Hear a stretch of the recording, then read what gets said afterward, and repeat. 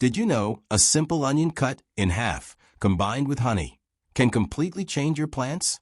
Let me show you how this easy trick works. Just take one fresh onion and cut it in half. Onion contains sulfur, vitamins, and natural antifungal power that strengthens stems and protects your plants. Now, add a little honey on top of the cut onion. Honey is a natural healer. It prevents stem infections, protects against rot, and boosts root and stem recovery. Take the onion with honey and gently rub it on the lower stems of your plants.